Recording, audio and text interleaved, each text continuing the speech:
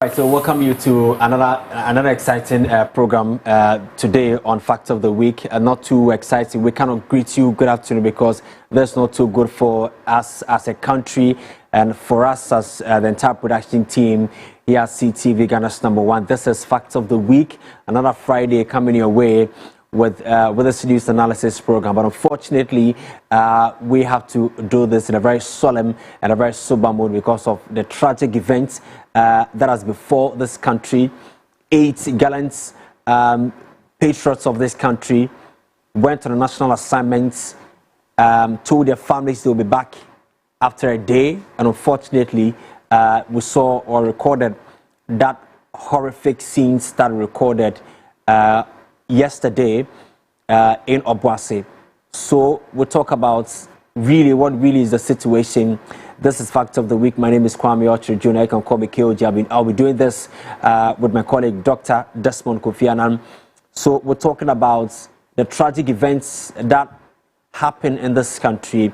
2 ministers, the defense minister and also the minister for environment, Dr. Edward Amane-Boamah and Murtala Mohammed, respectively, and also crew members and some staff of the Ghana Armed Forces. 8 in all, party officials as well, 8 in all died in that gory crash, helicopter crash in Obuasi. So we'll delve into this particular issue. A while ago, we saw the presidency laying some wreath, and also later in the day, there's going to be some candlelight as well. We'll delve into that. We'll speak to our presidential correspondent, Pelsin Dioleno, and also speak to our parliamentary correspondent, Havila Kekele, because we understand that majority and some members of the minority paid courtesy call or paid a visit to the homes of this Dr. Amane-Boamah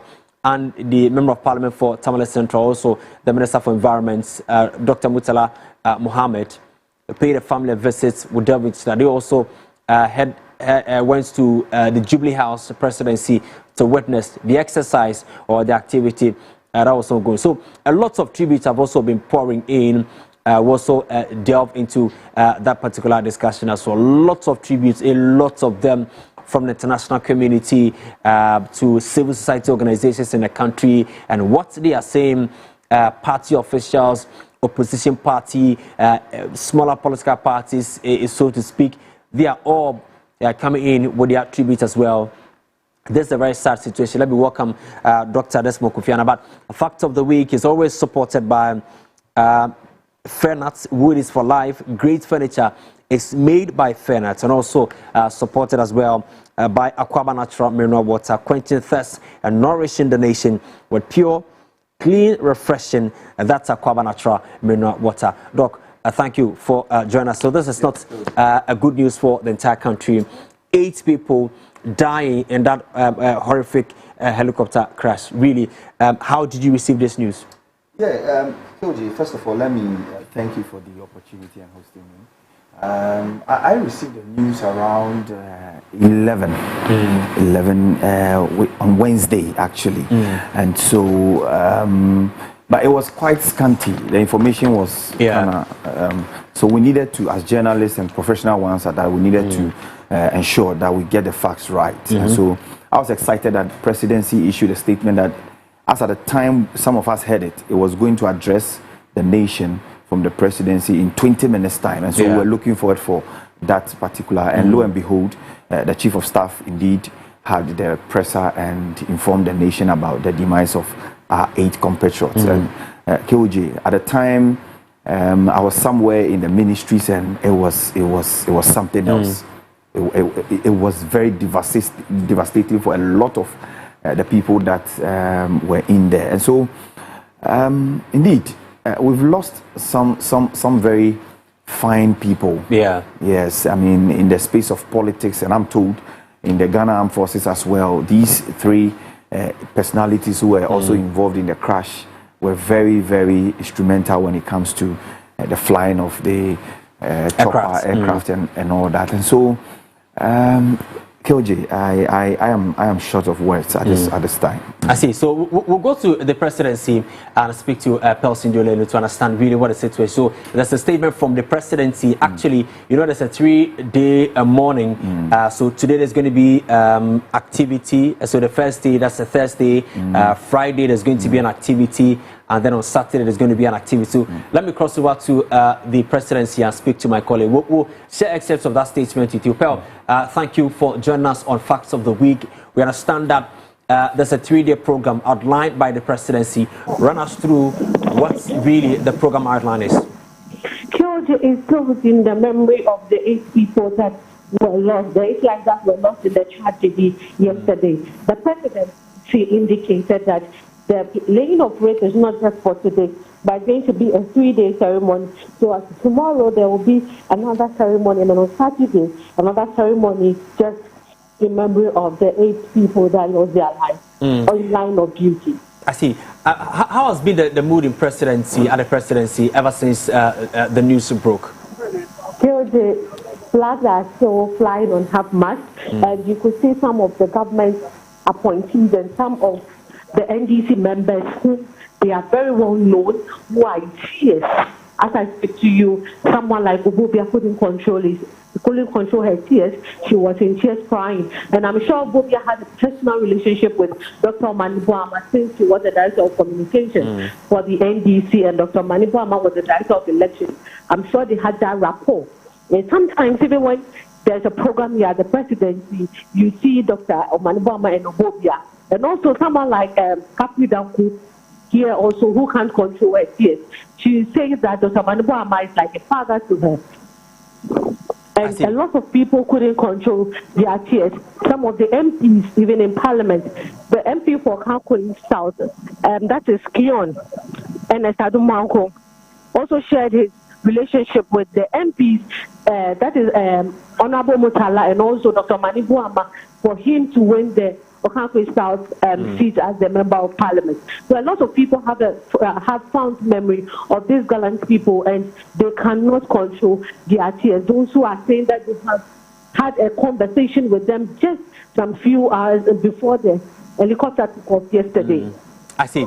So I know that there's been an activity. After today's activity, what else do we need to know as far as the day goes by? I'm sure today there's nothing more. It's just that they've allowed the general public and also government officials who have that rapport with the gallant men who lost their lives to just lay their wreaths and flowers on the monument that has been built here at the Jubilee House. I see. So so the general public can pass by to just witness what really the picture or the situation is at Jubilee House. Yes, it's actually happening at the front garden of the Jubilee House. Okay. That is when you are moving from Set 7 to Kanda. Okay. Yes, that's right. The garden we all see that we admire the Jubilee House. The monument the board has been laid there on both sides. So wherever you want to, you can just go, have the look of the pictures, and also lay your flag or your candles. Right. Pel, thank you so much for that update. So that's my colleague Pelson Jolene from the Jubilee House. So it's open to the general public. Just go there, pay probably your last respect. Maybe you might not get a time to be at the funeral, so maybe this is your time to also pay your last respect. And also, if you have a wreath, you can just go then lay that wreath in honor or in memory of these 8 people who died on Wednesday. Very, very tragic events there. So, Doc, so you were talking about how you got the informations and all that. And before we even get to the profile of these people. In fact, it's troubling, and a lot of people have different perspective in appreciating what really went wrong as to why and even how the flight or the chopper, as it's called, landed in that forest. And so, we had different narration. And I'm sure you're going to start with that so that I see. So if you're witnessing this for the very first time, so this is how the whole narration was. So there's supposed to be a program. In fact, there was supposed to be a program as far as a community mining is concerned, initiated by the Ministry of Lands and Natural Resources. You know that the government is bent on clamping down illegal mining in the country. That has been a canker for decades in the country. So that's on your screen. So this event was on Wednesday, the 6th of August 2025, and of course you would see two pictures on that flyer: President John Dramani Mahama and the Minister for Lands and Natural Resources. Yes. But I'm sure the question many asking is that why didn't you see the President John Dramani Mahama there? But we saw a different people or different key elements at that particular program. This is the reason President John Dramani Mahama was also supposed to be at a Christian program in Guma Fete. Exactly. So that's a Christian program organized by his church. That's Assemblies of God. Yeah. And that is where Reverend Stephen Wingham would be there. Exactly. And you know the relationship between President Mahama and his founder, Exactly. Reverend Stephen Wingham. Yes. So there was no way he could have missed that particular program. He was a guest honored as well. That's on the screen. So that's on the screen. So this is the first national pastors and spouses prayer retreat. Exactly. This is the first one. And so it was incumbent for President John Dramani Mahama to be there. Exactly. Maybe if this were to be maybe the 4th or the 5th edition, maybe there would have been some excuses to miss that particular program. But this was the first time that event was happening. So President John Dramani Mahama had to be there, therefore nominating the Minister for Defense, Dr. Edward Omane-Boamah, because that's also in line with the clamping of illegal mining. Exactly. Because we're talking about soldiers, military, protecting these areas, forest reserves. So it was very, very prudent for Dr. Edward Omane-Boamah to have been there as a representative for President John Dramani Mahama. And of course, that was also in the morning. The program was supposed to start at 9 a.m., but of course there was some kind of change, so it dragged a bit. So the minister, as part of the general overseer of the military, decided to board the military aircraft. Yes. Of course, with some key stakeholders as well.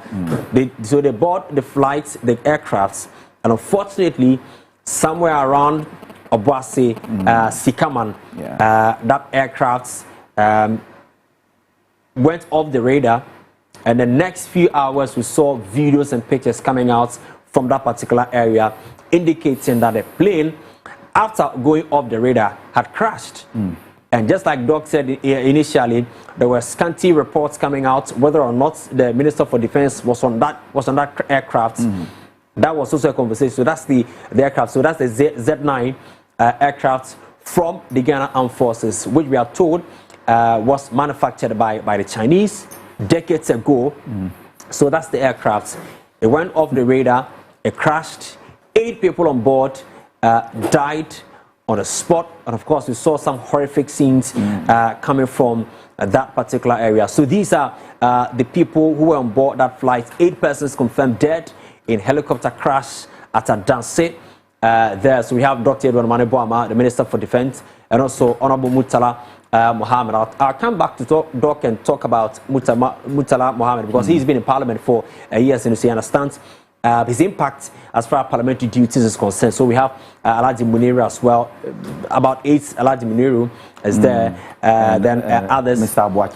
Abuaje. Ernest Abuaje, yes. Samuel Abuaje, who is a former parliamentary candidate. Dr. Samuel Sapong, who's played key roles in this country as far as governance is concerned. Peter Anala as well. And then we have the Amponsa Chum, it's also there, and Ernest Ado. These are the 8 persons who died in that crash. Very, very, very horrific scenes. But many have been talking about the Member of Parliament for Tamale Central. Exactly. You've been in Parliament, you've known him, you have some engagement with him before. How would you describe him as far as his parliamentary duties, personal interactions is concerned? Keoji, Dr. Murtala Mohammed is and just as we have on the screen. So that's him? Yes, MP for Tamale Central. Exactly. You know, he was a former MP for Nanton. He lost and had to come back and contest rather in Tamale Central. He's been very instrumental. You know, he's that tough speaking.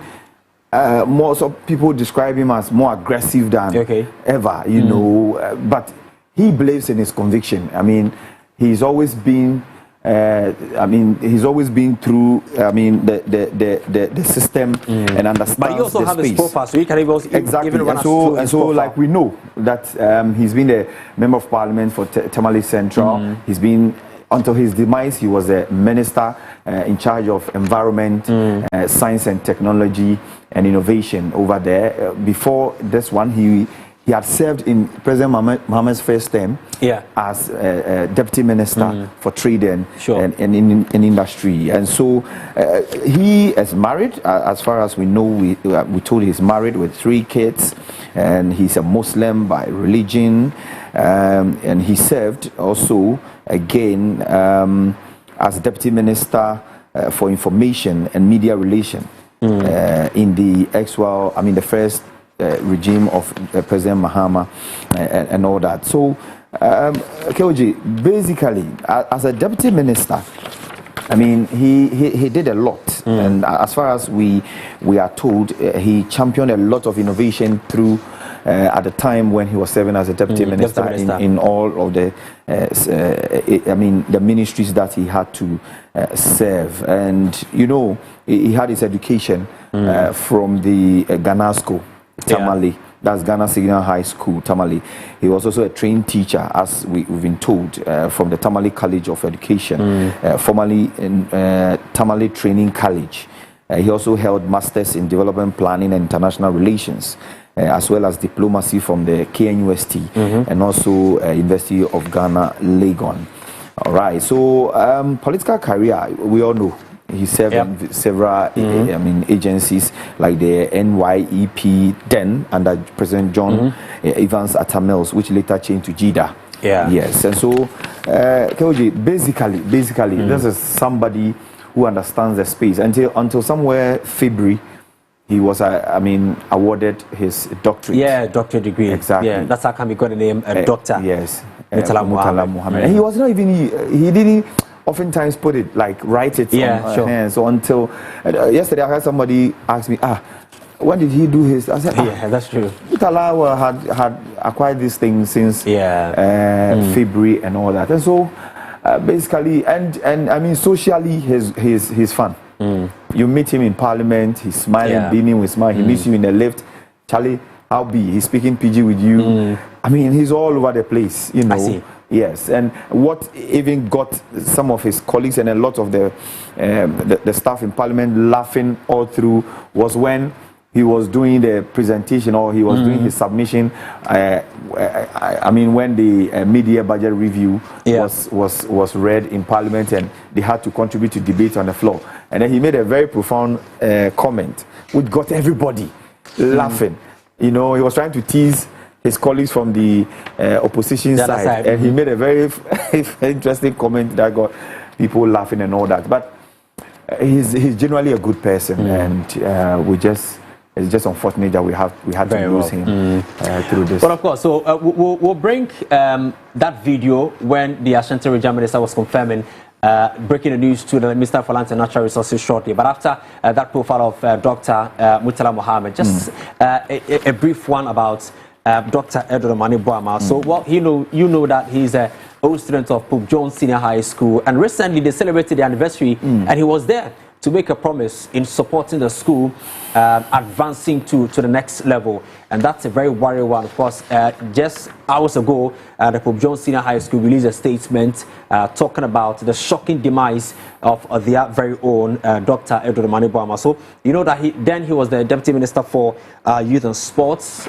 He became the Minister for Communications under the first administration of the NDC as well, and later became recently President John Dramani Mahama also nominated him to become the Minister for Defense. And of course, even before that, prior to the 2024 election, he was very instrumental, very vocal with his deputy, Rashid Tanko Computer. Yes. He was the Director of Elections and IT for the NDC, and he played key role. You recall that before the announcement of the presidential results. In a strong room, you saw a video. President John Dramani Mahama was congratulating him in a strong room, indicating that he had done a very good job by tallying every single figure that came through every constituency, every polling station. So that is something that large number of Ghanaians will remember, and I'm sure that that really strikes John Dramani Mahama, His Excellency, so hard for him to believe that this particular young, very energetic man, very intelligent man is gone. Because if he was able to take care of the data of the election, then it was incumbent for him to lead the Ghana Armed Forces. Yeah, but you see, the point is that he is a medical doctor by profession, and so for people who have that background, ordinarily they are prim and proper. Yeah, because the little mistake, somebody is dead, and so they want to ensure that everything is an accurate position. And so I was not surprised anyway. I mean, people yesterday, we had people speaking to some politicians, his colleagues, and they were saying that, oh, when he was mentioned as the director of IT and election, a lot of them were skeptical. Like, oh, this man, what is he really? What is he coming on board with? But I agree. They didn't know that he had a lot up his sleeves and all that. And so it's important. It's important that I mean. Too bad. A very, very sad one for the entire country. And of course, that I mean, these are two gentlemen that I mean, hardly would you hear some false criticism about, especially with Dr. Edward Manebwa, exactly. Then communication minister hardly would hear something and from he believes him. He's also forceful with his thoughts. Yeah. I mean, if he believes in his conviction, whatever you say doesn't matter. He will make sure that whatever he wants to push down is done. Yeah. But just for instance, let me inform you that the presidency has released a statement. So there's going to be a step-in ministers for these two ministries. So the defense will be taken care of by the finance minister, Dr. K. Salatu Forster. He's going to step in as the minister for defense at the moment, and then the minister for land and natural resources, Emmanuel Amakufibwa, will step in as the minister for environment, because you know that it's in line with environmental protection and all that, as far as illegal mining is concerned. So that is the information we need to give to you. So now, apart from Dr. K. Salatu Forster 7 as the Minister for Finance, he's going to be a stepping minister for defense at the moment. That's according to the presidency. And also, apart from Mr. Honorable Emmanuel Amakufibwa, LML MP, Minister for Land and Natural Resources, apart from he playing that role, he's also going to step in as the Minister for Environment at the moment. That's also according to the presidency. So let's look at some of the fond memories that Ghanaians will always remember from these two gentlemen, Dr. Murtala Mohammed and also Dr. Edward Omanebwama. If you're an MP, and you take a dime on that constituency and chop it on the day of judgment, you will account to the people. You will. And that is one thing many politicians are not aware of. If you take a dime that belongs to the state or the constituency on the day of judgment, you will account to every single individual who lives in that country or who lives in that constituency. Will we be able to justify this in the sight of Allah? Will we be able to do that? The challenges confronting us in this country is corruption. The challenges. I am not a saint, but unless you do your possible best to avoid it. I don't have money. What I have, what I get is my salary. And wallahi, not a dime of Tamale Central has ever touched my tongue or bought a book for my son or my daughter, because I know that I will account for it. And in our society today, if you don't have money, you have no value in our society. The moment you are given appointment, your family thinks that their lives have changed. The moment you have a small opportunity, people think that you must provide. If you don't have, they disrespect you. And that has pushed several politicians to engage in corruption.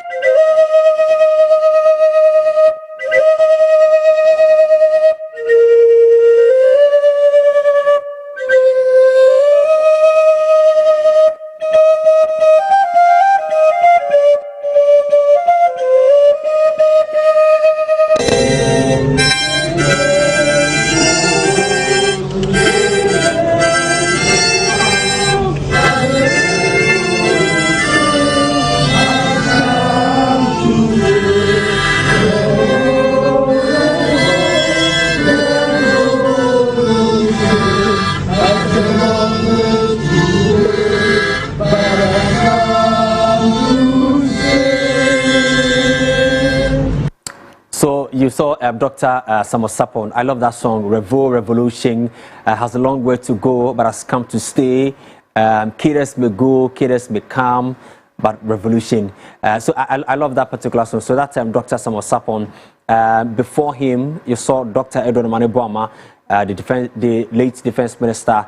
And before him, you also saw Dr. Murtala Mohammed making a very profound statement as far as leadership, governance, and corruption is concerned in the country. Very, very, very, very pathetic that we've lost these gentlemen in this particular country. Of course, lots of memories will really, really miss their presence as far as the governance is concerned. I mean, large number of Ghanaians. More tributes have also been coming in from civil society organizations, political parties, smaller ones, the main ones, the minority, the majority, the MPP as a party.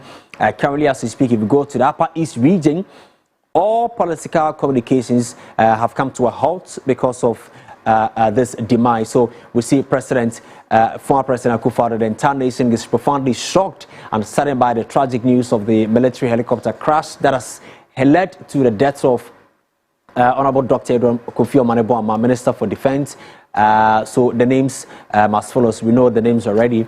So that's a tribute by His Excellency, the former President Nana Addo Dankwa Akufo-Addo there. So there you have the names of those people who died. So this also from the opposition New Patriotic Party, talking about the New Patriotic Party also reading with sorrow and grief following the tragic crash of a military helicopter that claimed the lives of all 8 persons on board. So this is also from the opposition New Patriotic Party as well. This is from the Great Consolidated People's Party, signed by General Secretary Councillor Todazim. So the GCPP is also mourning with the tragic death of patriots in the helicopter crash. This is also from the GCPP as well. And then we also have other political parties also joining this conversation. So this is the parliamentary service. They also came through with that statement on the demise of senior state officials and a member of parliament. So this is from the Right Honourable Speaker Alban Kingsford Sumana Bagbin. The entire leadership of the House have noted with deep sorrow the confirmation of the news of the tragic passing of senior state officials, including ministers and member of parliament. Parliament is deeply saddened by this news and would want to, at this time, express its deepest condolences to the bereaved families and indeed the entire Republic. May the souls of our departed colleagues who have died in the service of our Republic rest in peace. So this is also from Right Honourable Speaker Alban Kingsford Sumana Bagbin. Of course, their very own, the National Democratic Congress, also expressing their condolences to the bereaved family, the entire nation as well, because the NDC didn't lose members, but the entire country lost members. This is in line of national duty. So this is also from the Minority Caucus. It was written by the Minority Leader MP for Efutu Osahina Alexander Kwame Napenyo-Makin on behalf of the entire Minority Caucus in Parliament. This is a very profound one as well. So this from the Movement for Change. I'm sure it's been a while. You heard from their leader, Alan John Kojetra Martin. So this is also coming from them. It's signed by the spokesperson for the movement. That was Solomon Owusu. Also expressing their condolences to the entire country, especially President John Dramani Mahama, who is really, really hit hard by this tragic demise of the defense minister and others. Muntaka Mubarak, that's the Minister for Interior, also expressing deeply saddened by the tragic helicopter crash that occurred this afternoon at Adanse Sikamani, the Adanse Krofom district of the Ashanti region, claiming the lives of my colleague ministers, government appointees, party executives, and members of the crew. These were men of great integrity, kindness, and many others you can talk about. The Minister for Interior also shared stats yesterday there. So these are one of the many tributes that have come through the international community. Also, yesterday I saw that on bbc.com, their website. They've also captured this particular tragic event on their website. President of Kenya, President of Malawi, Zimbabwe, most of African leaders also expressing their European Union, all are coming through with their condolences but are there. So let's watch how the Chief of Staff delivered the breaking news that broke large number of Ghanaians' hearts to Ghanaians. To announce the demise of the following persons in the tragic crash. Dr. Edward Kofi Omane-Boamah, Minister for Defense. Alhaji Dr. Ibrahim Murtala Muhammad, MP, Minister for Environment, Science and Technology. Alhaji Muniru Mohammed Lemonad, Acting Deputy National Security Coordinator and former Minister for Food and Agriculture. Dr. Samuel Sapon, Vice Chairman of the National Democratic Congress, and Mr. Samuel Abuaji, a former parliamentary candidate. Squadron Leader Peter Bafemi Anala, Flying Officer Manin Chum Ampedu, and Sergeant Ernest Ado Mensah. And government extends our condolences and sympathies to the families of our comrades and the servicemen who died in service to the country. All flags are to fly at half-mast until further notice.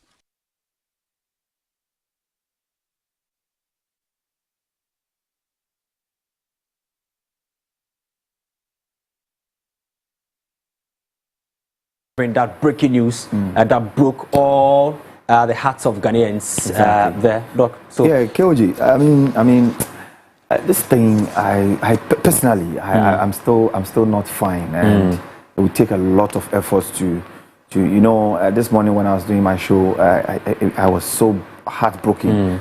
But like I said, we stand with the family, because KOG, yesterday we picked up a lot of things, particularly with these two personalities, and let's not the viewer be too worried about the fact that we keep on, or a lot of the media houses keep on mentioning Omane-Boamah, Murtala Omane-Boamah. It's because these personalities, even though there were other 6 personalities on the chopper, these are the most regular names that we hear often. Sure. And so it's just happened that we are always referring to them more often. But we hear that, I mean, some of them were even on phones just minutes before the incident happened, sending in text messages onto radio, TV programs. Sure. Someone like Murtala, we hear was listening or watching a morning show on another sister. Sent a message. Yes, sent a message on. Dr. Omane-Boamah was on phone with a mom. That's what we hear. And what I'm excited about is that we hear that the government has taken some proactive measures into ensuring that the mom was not too well. And so she's been brought down to Accra to have for some psychological and mental treatments. And so apart from that, I mean, for the other crew, the other person that died, the National Security Deputy National Security Coordinator, Muniru, Dr. Muniru Mohammed.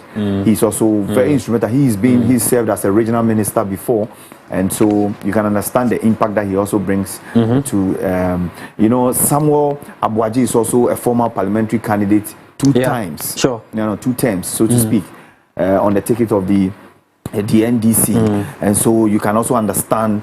And I hear he's coming from that side. He contested for Boise East.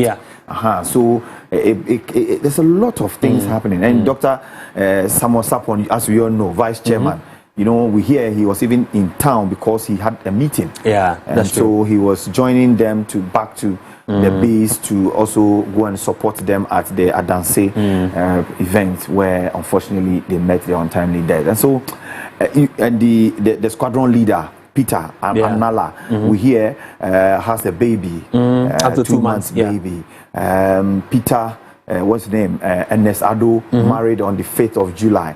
Yesterday, I mean the Wednesday that the event happened, was just exactly 1 month. So you can just imagine, I'm just cracking my head around, and I just don't want to be in the space of this family. I see. So I'm sure that you'll be asking what really was the situation, the condition of the aircraft.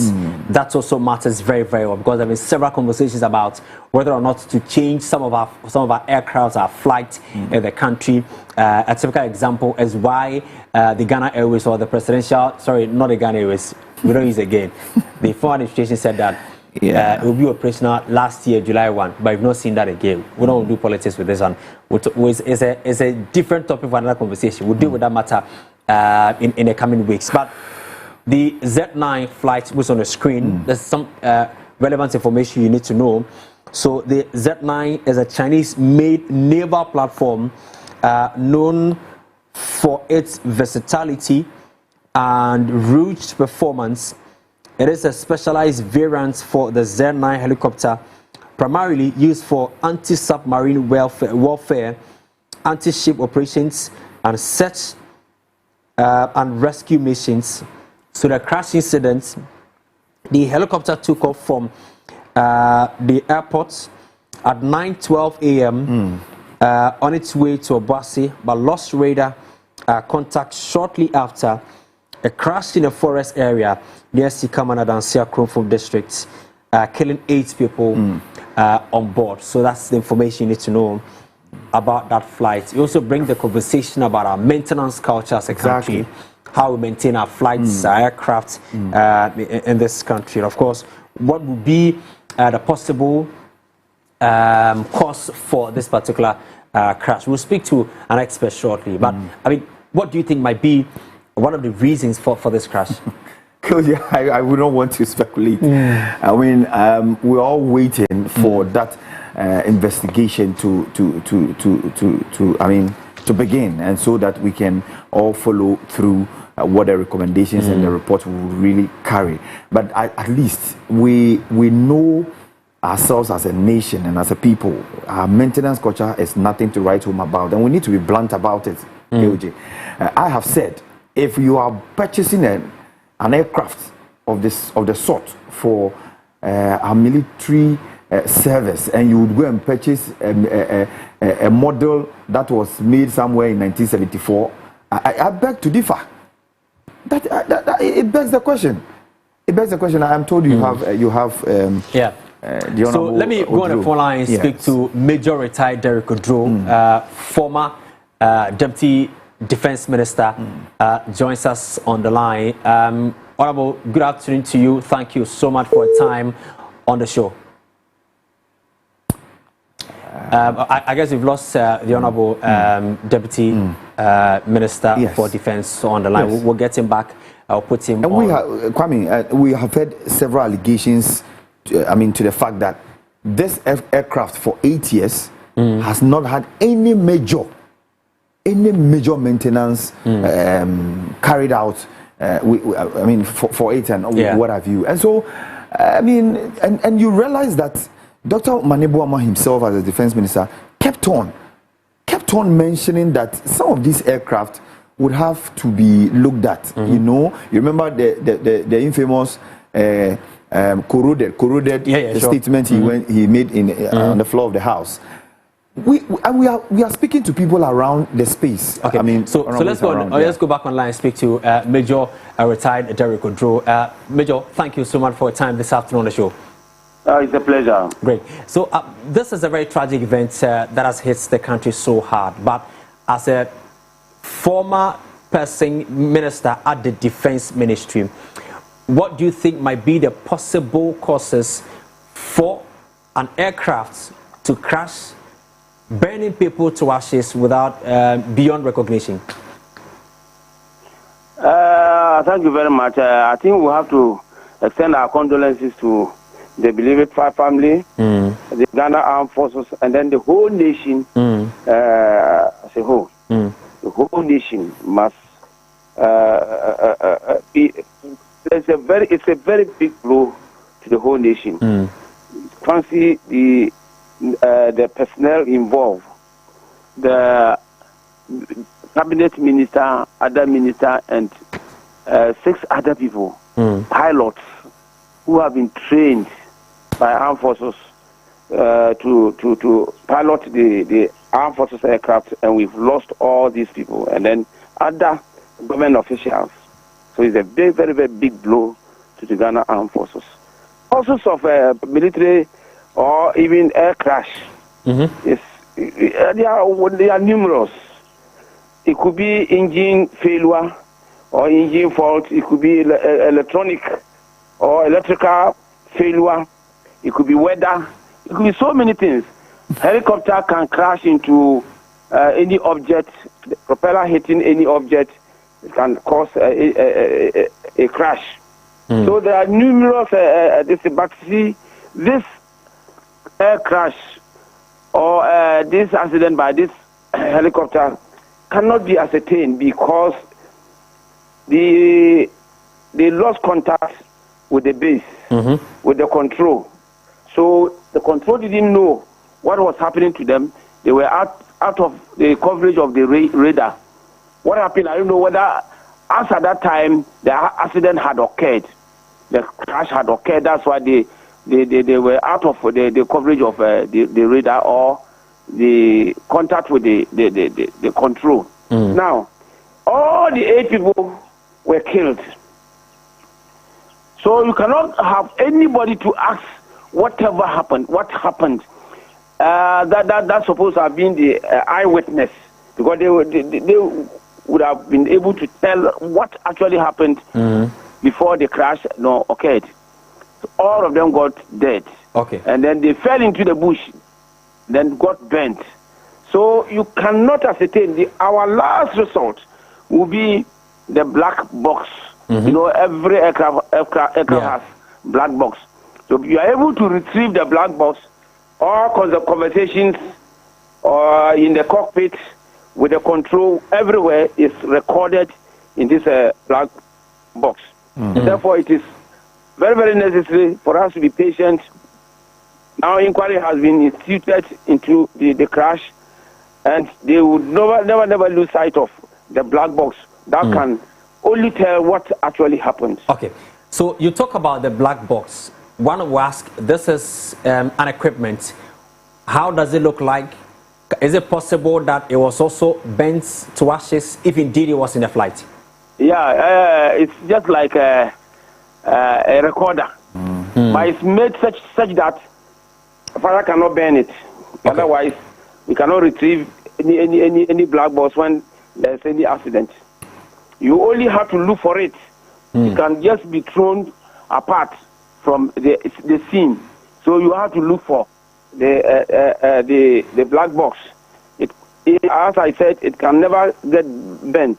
And therefore, any air crash that would involve fire burning, the aircraft will never burn the black box. Now, once it's not burnt and is able to be retrieved, then you can open it and then make sure that whatever information contained in the black box, that will add up to your investigation or aid you to arrive at a decision as to this thing. Because as I already said, the aircraft lost contact with the control, and then no eyewitness. All the 8 people got killed in the incident, and therefore you have no other information to arrive at your decision unless the black box. All aircrafts are they pass through certain checks before they embark on any journey. They have checklists, even by the ground crew. The ground crew would just go through certain formalities. And as I said, they have checklists, tires, the engine, even some parts of the engine are all recorded on this checklist. And they tick them one by one when they are sure that everything has been checked and they are okay. Then when the pilots get into the aircraft, the pilot and then the co-pilot and then the TOB, the technician on board, or the engineer on board, also do their checks. And they also have a long list of lists where they check they throttle everything, even other equipment in the aircraft. They check all and make sure that they are all okay. They are all working before they start the aircraft and then take off. So you cannot say that aircraft will take off when there's any fault or there's any snag. It can never take off, or they will not take off. They have to make sure that they correct that anomaly before it takes off. So nobody can tell what actually happened before the crash occurred. I see. So last one before you go. When the flight lost radar, wasn't it possible for those monitoring, whether the Ghana Armed Forces, to deploy a rescue team, because it went off the radar at a point, and that might probably been recorded by the monitoring team? Yes, it's possible when they are very sure that something had happened to the aircraft. When they are sure, but it can get off and later on come on. It can get off, it can come on, and then they will continue with their monitoring and even the conversation, the contact, everything. But this one, maybe they were waiting for it to happen that they re-established a contact with the aircraft. Which didn't occur. But maybe we can also say that maybe at that time they lost contact because the aircraft had already crashed. So that's what actually we are thinking that what happened before the crash occurred, because nobody can tell. No surviving passenger, no eyewitness on the ground, because it fell into the bush and got bent. And it's only some farmers who went in there. First noticed that something was happening in the bush before they call in the appropriate people to come and take care of it. So the only thing that can help in the investigation is the black box, right? Exactly, the black box. Right. Honorable, thank you so much for your time this afternoon. I'm grateful. So that's the former Deputy Minister for Defense, Major Retired Derek Odro. Our time is up. We're wrapping up shortly. Dr. Desmond will have some few messages that have come through. And I will share that before you say goodbye to this afternoon on the show. Yes, so this is coming from some of our viewers, and they say it was a Black Wednesday. May the souls of the departed rest in peace. This is coming from Soldier. And then let me take this one too. He says, hello, KOJ. You look down, cheer up. God gives and take it. You would be fine. Ghana needs to be serious with our maintenance culture. And so let me take this last one so we can wrap up quickly. This is coming from Tizo and Ashanti region. He says, good afternoon. Thank you guys for bringing more information onto the floor. I am grateful for all the information. My regards to the retired major. Ask him what he means by black box. Okay, all right. So, so it's basically a device used to record or track where the movements. And in all aircraft, you have that thing in there. It's important that the investigators would have to necessarily look for the black box. So this is what this is what it means by. I'm sure by it the will black be lying box. somewhere on the hill. And they have to look for it. I see. So this is really important. I'm sure that now the rescue team would be looking for this particular equipment. Because this is what is going to aid in the investigation. For all you may know, they even have it. I trust the military. For all you may know, they might have even gotten it. Well, so frankly, could you also put out some statements? Says that we are mourning, but we need to demand some answers. I am touched with the highest of power, and the truth, my dear brothers and sisters, is that the state of Ghana Armed Forces was and still alarmingly terrible. No serious additions and maintenance in the last 8 years. My brother Omani consistently raised these issues at almost every Armed Forces Security Council meeting. That's what you talked about. Our top military liaison.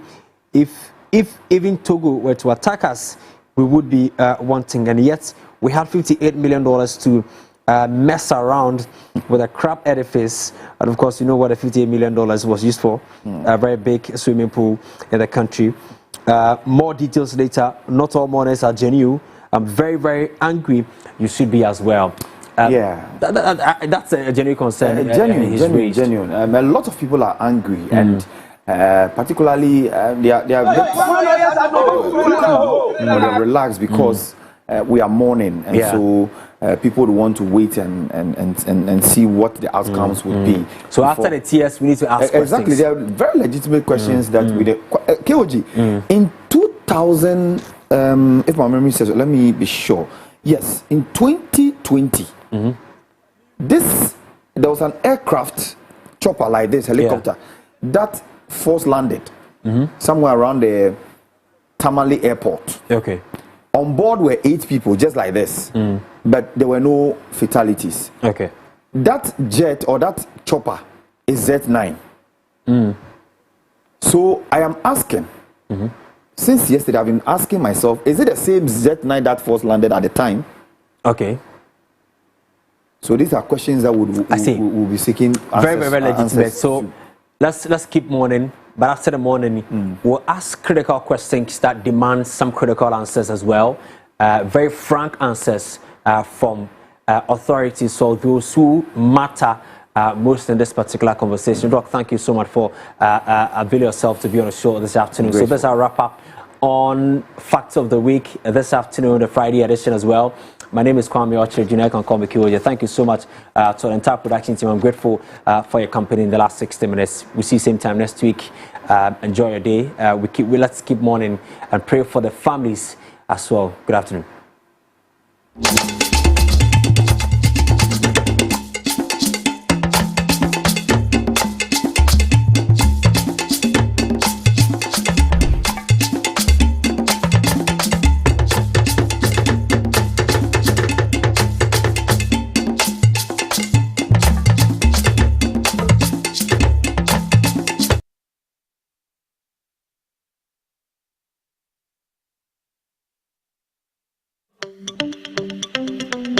Good business means seeing the possibilities and maximizing opportunities. Making sure you have a responsive support